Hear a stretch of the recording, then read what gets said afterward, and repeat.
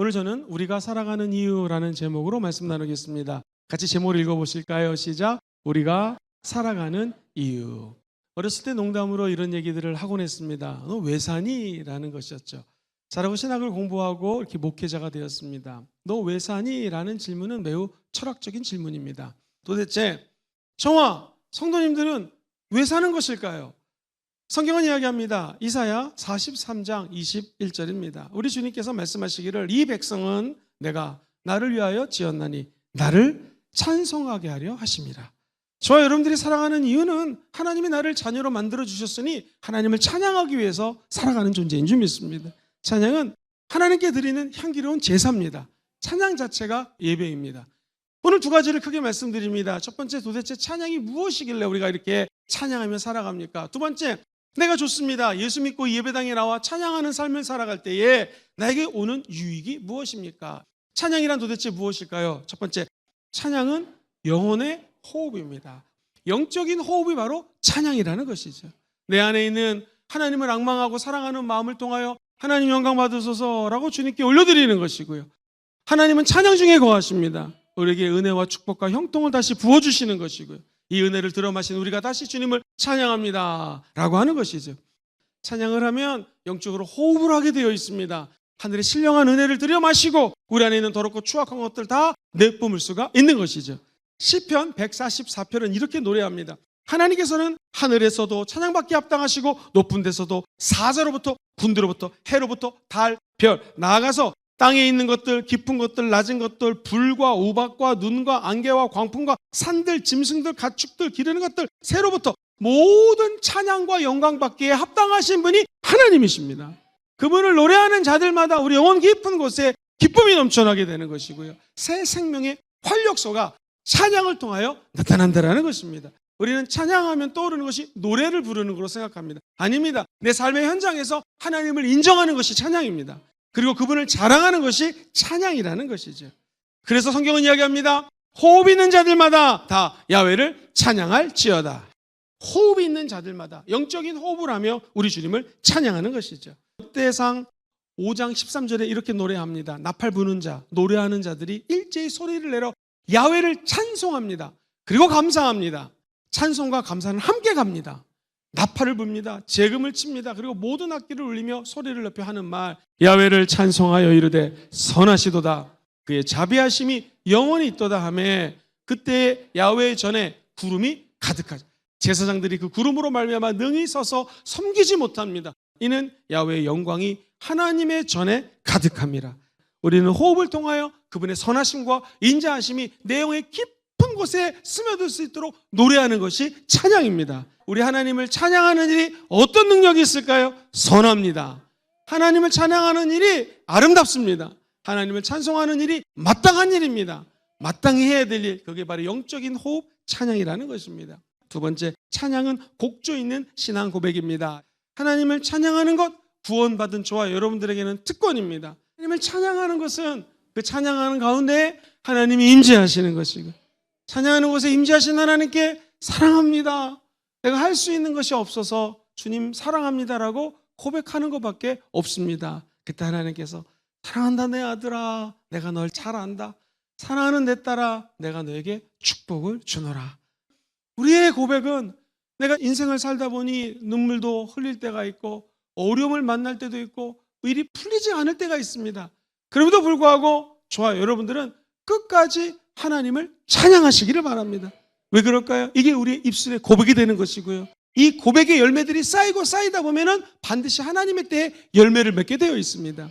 세 번째, 찬양은 하나님께 드리는 기도입니다. 찬양을 흔히 곡조 있는 기도라고 얘기를 하죠. 하나님께 기도하는 것 자체가 찬양이고요. 찬양하는 것 자체가 기도입니다.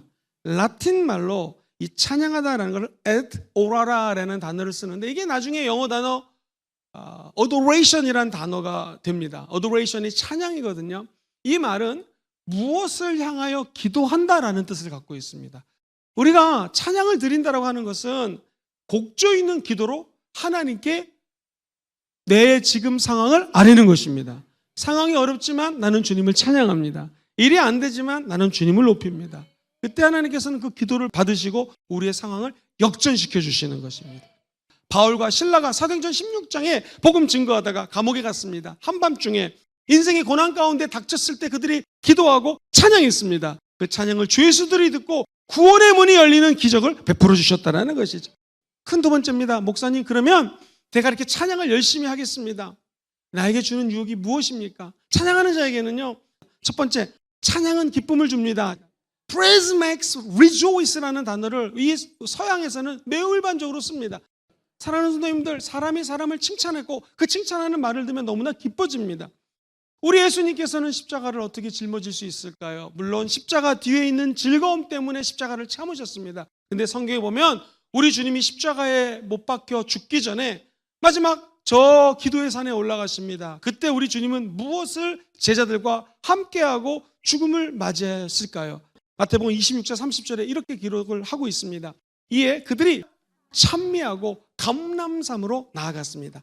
고난의 밤을 보내시고 하나님 앞에 나아가는 생명을 드리기로 결단하는 순간 우리 예수님과 제자들은 하나님을 찬미했습니다. 예수님도 십자가의 길을 가기 전에 찬양하셨습니다. 우리를 부인하는 거 어렵습니다. 내 십자가를 짊어지는 거 어렵습니다. 그러나 찬양할 때 주님은 새 힘을 허락하여 주십니다. 시편 70편 23절에 내가 주를 찬양할 때에 나의 입술이 기뻐 외치며 주께서 속량하신 내 영혼이 어떻게 해요? 즐거워하리로다. 사무엘하 6장 14절에 다윗이 야훼 앞에서 힘을 다하여 춤을 췄어요. 다윗이 배에 에봇을 입었는데 그것이 벗겨지는 것도 모르고 하나님께 찬양을 했던 것입니다. 오늘 본문을 가만히 읽어보면요, 주님께서 찬양하는 자들에게 주는 기쁨을 이렇게 노래합니다. 하늘은 기뻐하고 땅은 즐거워하며 바다와 거기에 충만한 것이 외치고 밭과 그 가운데 있는 모든 것은 즐거워할지어다.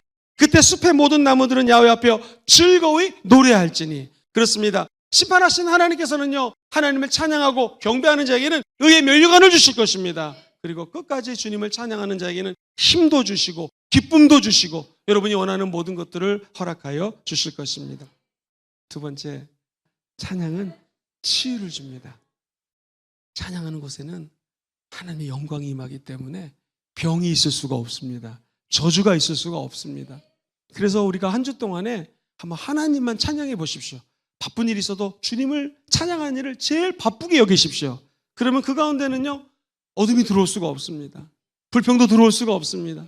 하나님을 찬양하는 곳에는 하나님의 희망의 속삭임이 울려 퍼지게 되는 것이고요, 그 희망이 노래하는 곳에는 주님의 치료하는 광선이 임하게 된다는 거예요. 사울왕이 병에 걸렸습니다. 성경은 이렇게 얘기합니다. 23절에 하나님께서 부리시는 악령이 사울에게 이를 때에 다윗이 수금을 들고 와서 손으로 탄즉 사울이 상쾌하여 어떻게 됐습니까? 나았다라는 거예요. 악령이 그에게서 떠나갔습니다. 그렇습니다. 하나님을 찬양하는 자리에 내 영이 치료가 됩니다. 그리고 이 음을 듣는 순간에 다른 사람들도 치유가 되는 것입니다. 상쾌해지는 것입니다. 마음이 기쁨이 넘쳐나는 것입니다. 그리고 악한 귀신이 있다면 찬양하는 곳에 귀신이 떠나가는 것이죠. 이사야 38장 20절을 보게 되면요, 히스기야 왕이 병들어 죽게 되었습니다. 하나님께 생명을 연장해달라고 기도했습니다. 그의 생명을 15년 연장해줬죠. 그 치유가 어떻게 나타났을까? 야훼께서 나를 구원하시리니 우리가 종신토록 야훼 전에서 수금으로 나의 노래를 노래하리라. 아무리 힘든 일이 있어도 하나님 앞에 찬양하시기로 작정하십시오. 그러면 하나님은 몸도 치료해 주십니다. 상한 마음도 치료해 주십니다. 내가 찬양하는 모습을 보고 이 모습 때문에 다른 사람들도 치유가 되는 것이죠. 정확히 얘기하면 치유하는 사람이 될 수가 없기 때문에 우리가 할 수 있는 것은 하나님만 찬양하는 것이죠. 그때 우리를 통하여 하나님이 치유하는 것입니다.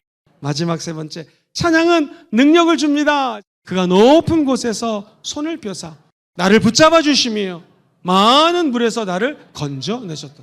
물에서 건진받은 자가 모세입니다. 우리도 물속에 빠졌더라 할지라도 주님이 건져주십니다. 그것을 우리 신약 사상에서는 로마서 8장 26절에 성령님은 우리의 연약함을 도와주시나니 우리가 마땅히 기도할 바를 알지 못하지만 성령님이 기도하는 자에게 말할 수 없는 탄식으로 기도해 주시는 것입니다. 그러므로 저와 여러분들이 의지할 수 있는 것은 이 세상에 어떤 일이 다가와도 힘든 일, 슬픈 일, 나를 폄하하는 일, 나를 높이는 일 요동치지 마십시오. 감정이 왔다 갔다 하지 마십시오. 저와 여러분들은 끝까지 우리 하나님만 경배하면 됩니다. 시편 22편 3절은 이렇게 노래를 하지요. 이스라엘의 찬송 중에 계시는 주여, 주는 거룩하십니다. 적군들이 모압 당시 세계 최대 강국이었습니다. 수많은 사람들이 모여서 연합군으로 우리를 쳐들어옵니다. 여호사밧 이길래야 이길 수가 없습니다. 그때 그는 하나님의 임재를 체험합니다. 그리고 그가 받은 비전을 선포합니다.